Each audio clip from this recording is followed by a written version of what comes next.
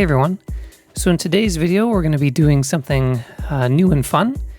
I put out a little questionnaire on the channel about a week ago, and I asked for some questions for a little Q&A video that we're doing.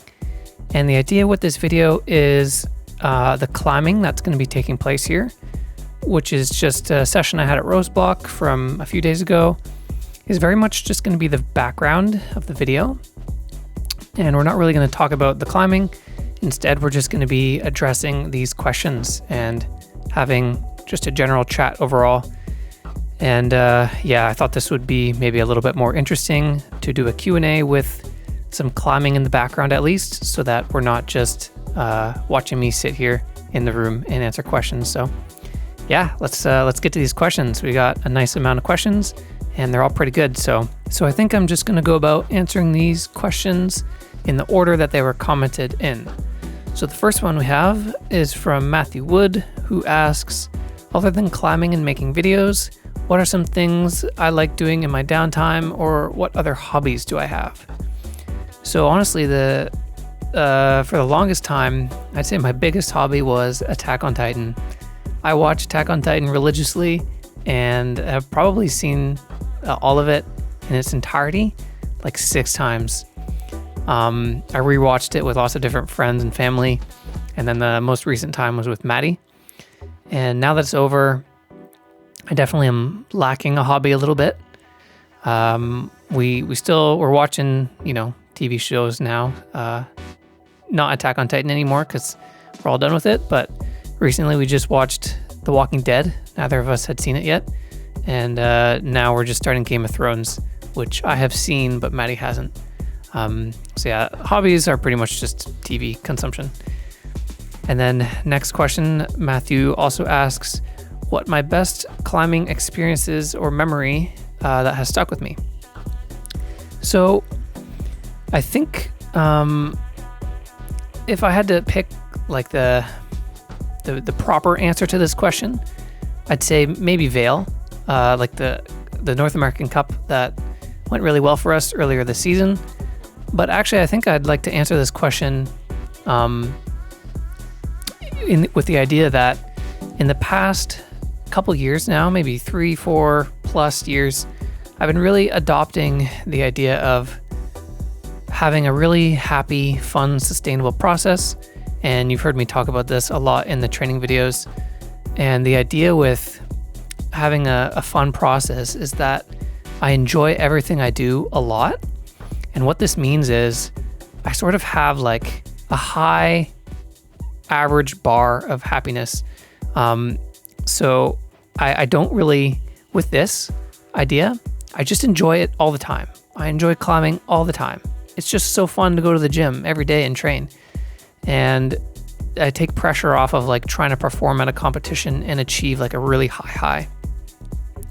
So with this like nice, fun, sustainable process, where I just enjoy training every day, enjoy YouTube, I don't have the high highs and I don't have the low lows. I just generally enjoy everything. And so it means that I don't have like, I'm trying to create less like really special memories and just have it all be awesome. And I don't know, in my opinion, this is like a really nice way to go about living. And it's pretty rewarding if you can set your mindset to this. Next question from Sight Reader. What are your tactics to make you be able to do 2 days on, 1 day off with double sessions without losing all your skin? I climb less than that and constantly struggle with raw tips. Yeah, I mean, this is always a battle, especially when I first moved to Montreal and we're climbing on more fiberglass holds. I definitely really struggle with this. And honestly, I don't have like a hack answer for this question. It's just, you just really have to be logical in all of your boulder sessions and be conscious about what you're doing. You got to make sure you don't have a bouldering session where you go and just try to smack around on a bunch of fiberglass slopers for the whole session. Try to mix in some greasier holds. Try to make sure you climb on a good amount of small holds and crimps where you're not really shredding the fingertips of your skin as much. Just these little sort of logical decisions that you have to make will help you preserve your skin. And when I do have pink skin, for me, I'm kind of lucky. It heals quite fast. And I use a product called Climb On, which also maybe is just placebo, but I feel like it really helps heal the pink skin fast. I mean, there's lots of other products. Climb On is just the one I prefer. But yeah, other than that, you kind of have to have lucky skin genetics, and you just be conscious and be careful in your sessions from day to day. And the next question is from Ilian. Any projects outside? Would love to see how you would do there. Yeah, this is like a common comment we get, asking when Maddie and I will go climb outside.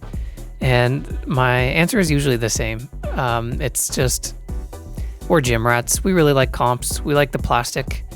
And I honestly, one of my favorite parts about bouldering is, like, even more than competing, I would say, is trying a really, really hard boulder, projecting the heck out of it, and going from not being able to do all the moves to mastery and then to ascend, you know? I really, really like that process. And I actually used to do a lot more of this before the Comp Climb series started, back in when I lived like near Toronto. And we're actually going to start doing more of this in the training too coming up. But anyway, this is to say that I would love to do this on a really hard boulder outside. But the actual process and experience of being outdoors is less appealing to me. I am really kind of a princess with my warm-up. I like to do my jug hauls. I like climate control. I don't like hiking around and stuff. Like, if I could just have a really hard outdoor boulder that I could put in a gym, I would love to try it. But the actual process of going outside, having to coordinate schedules with other people, is just difficult for me to fit into my training routine. But next question, how important is physical reinforcement to be able to progress? I feel stuck at 7A, 7B, and it feels like I should start building a training program, but I don't even know how or where to start. Any tips? So, okay, I'm 95% sure at this point that our V7 climbing advice videos come out on the channel. So I'll definitely refer you to this for a little bit more information. I'll link it in the description. But the short answer to this question is, yes, 7A, 7A plus, 7B, like around the V7 grade, is when I would recommend for most people to start hangboard training very moderately. And this is like my general recommendation. Everybody's different. Like, some people could start hangboarding earlier and some people should actually wait longer. I think 7A, 7B, yeah, start hangboarding. That's definitely going to get you the finger strength that you need to progress through the grades.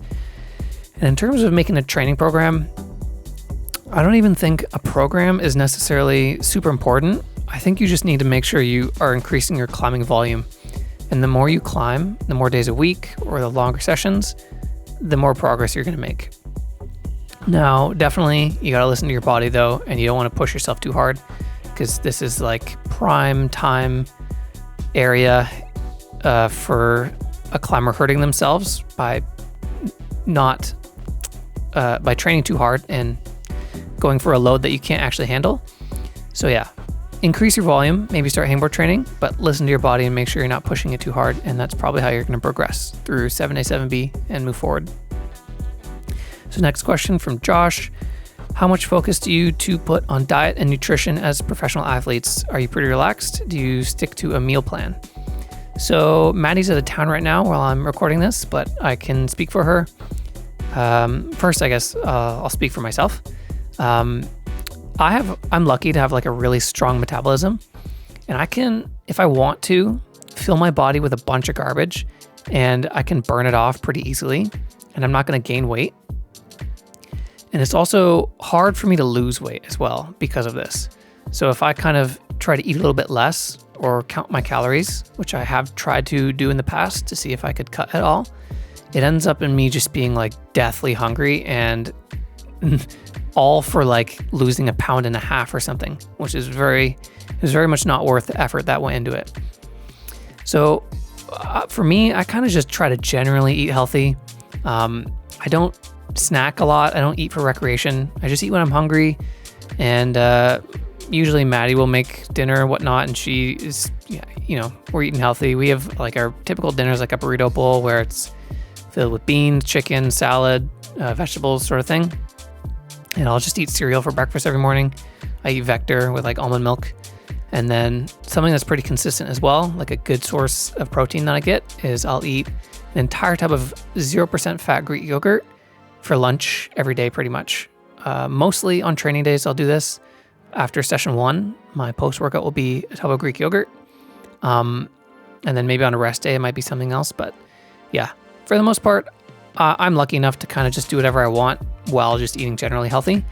But Maddie is very, very conscious about her weight, and not to an unhealthy degree, but she definitely notices an improvement in performance when she is at a healthy, lean body type for herself. So an easy, sustainable way that she goes about doing this is intermittent fasting, which is a very researched topic, and Maddie understands it pretty well and actually has a lot of other health benefits overall. And she hasn't been intermittent fasting for like a year and a half now and has really been loving it. And it's super easy for her to maintain her weight and keep it consistent and like cut when it's World Cup season, but it also isn't that hard for her to do. So yeah, that's how our nutrition sort of looks like. Okay, Connor Climb asks, I struggle with the mental side of climbing and end up being really hard on myself with my climbing. Was wondering if you deal with that as well and how you go about dealing with it. Love the videos. Thank you. Yeah, I mean, everybody experiences this, of course. So how do I go about dealing with the mental struggles? You know what? Honestly, I think the most simple answer to this question, and this is something I have to constantly remind Maddie about actually a lot, because she is definitely really hard on herself, even harder than I am on myself. And the simple answer is, if you're in your session, you're in a training day, whatever, and you're struggling mentally, and you're saying, man, I suck, or I wish I could do this, blah, blah, blah, being hard on yourself. Take a second to ask yourself, are you doing your best? Now, it sounds silly, it sounds cheesy, but this is a simple, easy thing, an easy way to think about this. If you are doing your best in any given scenario, what else are you supposed to do, right? If I'm in a session, I'm feeling bad, I'm not performing on a boulder, okay, but I'm doing my best, I'm trying as hard as I can't be asked to do anything else other than that. I can't do more than my best, that's just physically impossible. And this idea is a bit more nuanced as well, because doing your best can maybe also mean like optimizing strategically. And I'd encourage you to watch the training series where we're just always talking about, strategies during training, ways we can optimize in our sessions and our training overall and our mental game. But yeah, if you're doing your best, you're making smart decisions, that's all you can ever ask yourself to do at any given point in time. And if you're doing your best and you're still not achieving something that you want to be achieving, and you're doing your best, what this means is you potentially aren't meant to be achieving whatever your goal is. And this is a hard reality that I think is very, very important for everyone to accept, is to really understand your limits, how far you can push your limits, and what are realistic goals and expectations to set. This can be anywhere from like sending a boulder in the gym to achieving a certain result at a competition, etc. And the way I go about thinking about this is, I do my best all the time in training. I think a lot. I think critically about how to train. I try my hardest in sessions. And, I'm not a World Cup finalist right now. I'm not consistently making World Cup finals. So what this means is that I am just not cut out for that. And it's important for me to accept that. Otherwise, I'm going to push myself to unhealthy levels of just trying to train harder than I should be, thinking about things in an unrealistic way, and just creating this toxic negative spiral. And at the end of the day, I still won't be achieving what I want to, because I am doing my best and I'm doing it in a healthy way. So yeah, I guess that was like a really long-winded answer to this question, but do your best, and that's all you can do. And you can't ask yourself to achieve like an empirical result, achievement, anything. You can just do your best, and that's simply it. So that's how I'd answer that question. Okay, next up, the events says, "Hey team, I have loved your videos and content. Thank you very much. Always blown away with both your strength and skill. I guess my question is, how did you guys meet?" That's a fun question. And how long have you both been climbing for? Have you both always had coaching? What were the best things, drills, strength training that got you through any significant plateaus? Currently looking to break into my first V7. Any tips for this? Thank you so much. So we've got a few questions here. First up is, how did you meet? That's a fun question. I guess I should have been expecting that. Okay, the short version is we'd known each other for years, just like peripherally. Maddie and I, just being at the comps together, and we'd maybe talked like once or twice in passing. But it wasn't until maybe 2020, where we like kind of had we had a first real conversation, and we were in an airport actually coming back from an event, and I was actually not in the mood to socialize. I was listening to this podcast on my phone, and I remember walking through the airport and seeing Maddie at the gate or something, and I like ducked my head down. I tried to avoid eye contact because I didn't want to socialize. I wanted to just listen to my podcast. And then I thought I successfully dodged her. So I went to sit at my gate, and then about an hour later, she came up to me and was like, "Hey, how's it going?" And I'm like, "Oh, hey." And then we ended up talking. And yeah, that was like the first time we had an actual conversation. It was a really fun conversation. And it ended up having us realize just how much we get along. And after that day, we started to climb a little bit more together, and et cetera, et cetera. So we met in an airport where I was trying to avoid her because I was being antisocial. But thank goodness she spotted me and came and chatted. And then how long have we both been climbing for? So I've been climbing for 16 years. I started climbing when my parents opened a climbing gym near Toronto called Climbers Rock.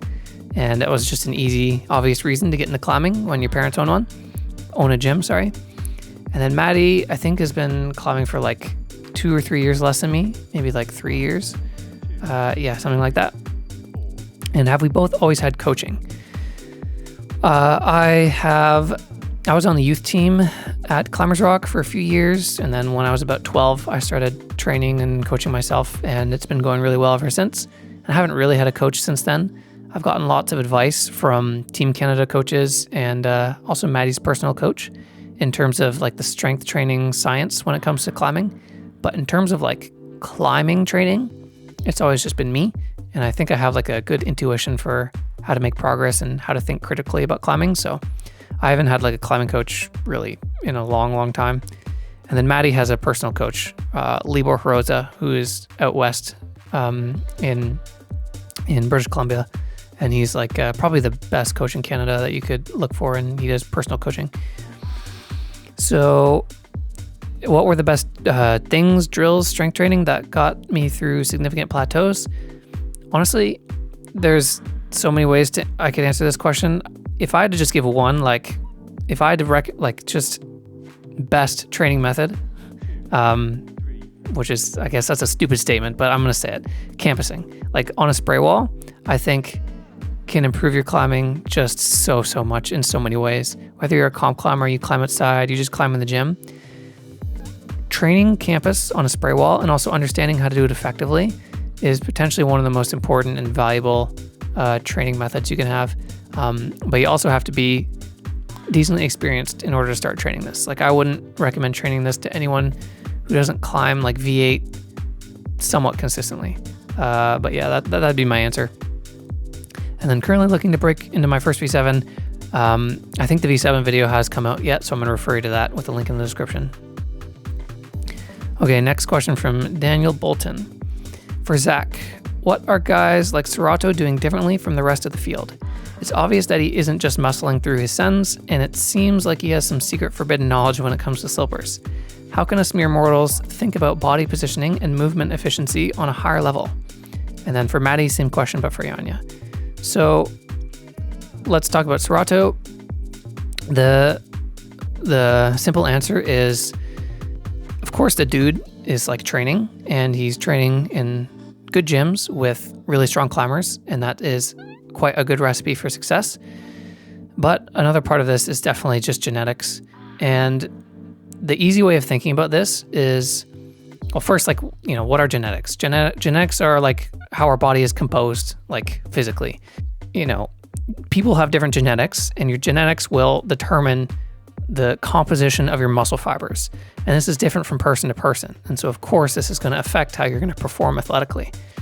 So, if everybody in the world started climbing at Sorato's age and did everything the same that he did, the exact same food, same climbing, everything, would everybody be exactly as good as Sorato?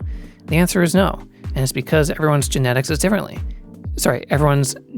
different. And this is the only logical way to make sense of, a 16-year-old kid coming into the World Cup circuit on his first year and just obliterating everybody, people who have been training for 3 times as long as him.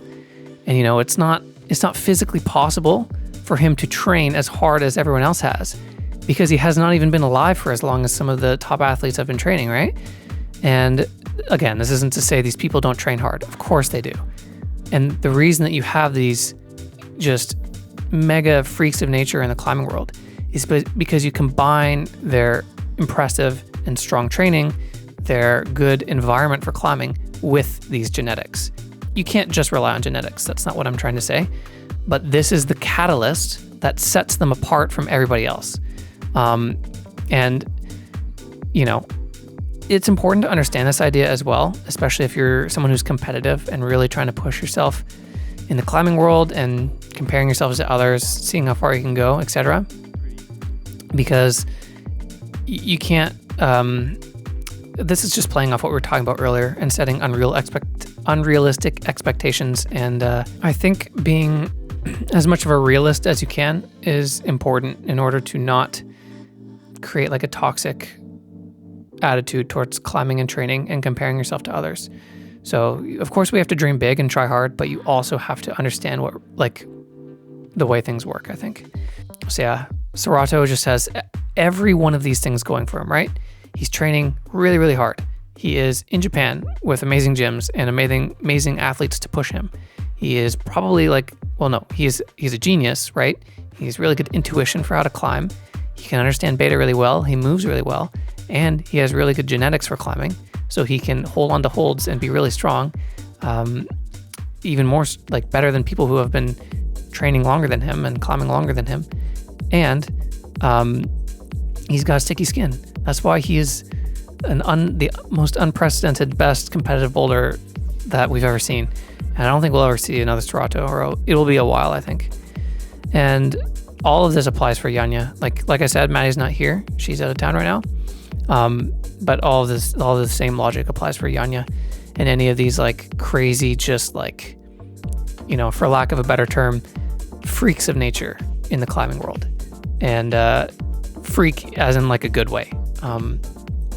So yeah, that is my opinion on this question, at least. And then Daniel also asks, what is your advice for people climbing in the V6 to 7 grade range, common pitfalls, etc.? I'm going to refer you to our V7, V6 video. We're going to cover a bunch of little actionable tips that you can do in your V6 to V7 boulders that will help you. Okay, Gus Lawrence asks, how do you train so much without getting injured? It's a good question. Honestly, I don't have a great answer.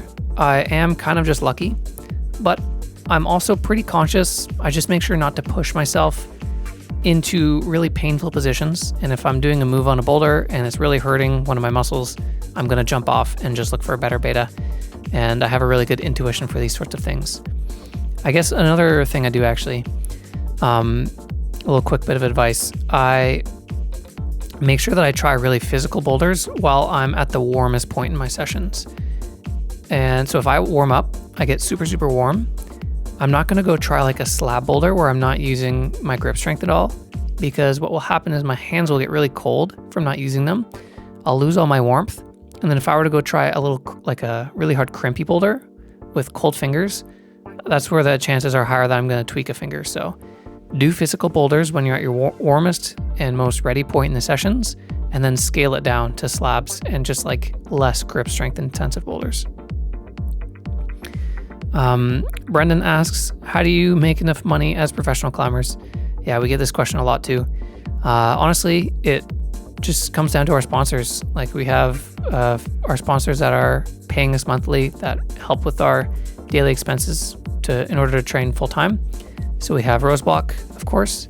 We have Rehab in a Pinch, who's a physio from out west. And then we have Unparallel and Coast Mountain Collective that help us out with the shoes. And YouTube as well is like a really significant portion of our income. And it's actually fascinating just how much of a business you can turn YouTube into if you stick with it for long enough. And so that's why Maddie and I are also just really motivated to keep going at it with YouTube, because we're at a point where we're really getting a solid return on our investment. But all of these things in combination are not like flying us across the world to go compete in World Cups and whatnot. We need family support in order to do these like big flights to Europe and whatnot. But the daily expenses we can handle ourselves. And then, okay, we have a question. Would you ever consider doing a live stream? So actually the original concept for this video was to do a live stream sort of thing where this session is like playing pre-recorded, but I was thinking like maybe I could interact with the chat in real time and ask me questions like on YouTube. And I think I still might do something like this. There were like a couple kinks though, which I decided like, okay, for the first Q&A, let's start off like this, where I have the questions submitted to me beforehand. But potentially we'll work up to the point where we might do this live and then I'll interact with the chat in real time. Okay, Adam asks, any advice on slopers and coordination and paddle moves that isn't generic stuff already on YouTube for an intermediate climber would be grand. So, general advice on slopers, that's kind of tricky, but I would say that the golden rule with slopers is to always try and take your body, your center of gravity, and put yourself inside of the sloper. Like, what this means is, let's say I'm holding onto the sloper like this, and my hand's at like a 45-degree angle. If I were to take my center of gravity, like here, and put it more inside the sloper, like towards the wall, look at how my hand is rotated, and now the sloper is kind of turning into a more positive hold. Whereas if I were to do the opposite, take my center of gravity out, I can't pull myself back in because the surface of the hold is so slopey, and I can't like actually grip it and pull myself in. So the way to make a sloper feel better and get more purchase off it is to pull your center of gravity into the wall and also lower. And there's lots of ways we can do this. We can open our hips, which will bring our pelvis down and bring us closer to the wall. We can do a drop knee, which does the same sort of thing, or move our feet lower. All these sort of tactics can help us achieve this principle with being low and inside of a sloper. And then for paddles, you should watch the training series. We do lots of paddles and talk about them a lot. But again, another like little quick golden rule. Let's say we have a triple clutch paddle. Instead of doing the move like 1, 2, 3, we should think, okay, I'm going to do the first move and then I'm going to do a 1, 2. So we break this single triple move into 2 different moves. So we have 1 and then 1, 2 rather than 1, 2, 3. This is easier for our mind to process and also helps us get more purchase off of the first paddle hold. Whereas if we try to go 1, 2, 3, we're kind of just smacking the holds on our way up rather than hitting the first one, yanking off it, and then doing a 1, 2. So that's like kind of the, I guess, generic advice I'd give for paddles. Okay, next up, I just wrapped up my first year of climbing. What should I be doing for my second year of climbing? For context, my gym grades from 1 to 10, and I'm working on 7s. So this is hard to say because I probably need more information to give you like a really solid answer. But generally, I would just say second year of climbing, up the volume, climb more, maybe add another day of the week as a climbing day, or even just climb for like 30 minutes to an hour longer in each one of your sessions. In year 2, the more volume is going to get you to the next level. And if you're climbing 7s out of 10s in your gym, you could also probably afford to start hangboarding. Maybe doing some off-the-wall workouts if you really wanted to, but you can just get better at climbing by climbing if you really want to, and volume is what's going to get you that. Next question, how do you improve contact strength, and is it possible to train it on a fingerboard? Yeah, I mean, training fingerboard will improve your contact strength because your just general finger tolerance will be higher and you'll be able to hold worse holds. But you're not actually training the contact strength unless you're jumping up to the hangboard, which I guess is an exercise. But I would probably just recommend training on the campus wall, where you don't have your feet on the wall and you're forced to just pull and hit every hold. That's really training your contact strength really well. Or training on a campus board works too. I personally prefer a spray wall because you get more variety in terms of the holds, but I'd say campusing in general is really, really good for contact strength. And our last question for this first Q&A video. How does climbing V7/V8 feel to you? V7/8 is my hardest grade, yet I always wonder how a pro feels climbing my project level. Does it feel to you like a V3/4 might feel for me? Love your channel. All the best from Vienna. Thank you very much. I mean, this is kind of a tricky question to answer, but I guess if I were to think about it, I'd say definitely not. Like, definitely climbing V7/8 doesn't feel to me like how a V3/4 would feel for this example. I guess it's probably like quite the exponential curve.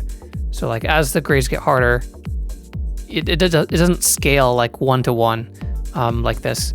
You know, like you have someone who can climb V17, they're not going to be walking up a V11 or a V10, even though it's like 7 grades lower, which is even more than this example, right? They're still going to be falling on V10 and 11. It's going to be easier for them than someone who's climbing V12, but yeah, definitely the graph is like this, like really exponential. But anyway, I hope this kind of video was enjoyable. We get to hear a little bit more of my unfiltered thoughts. Hopefully none of them are controversial. But yeah, I think this type of video is fun and we can do it like every once in a while periodically.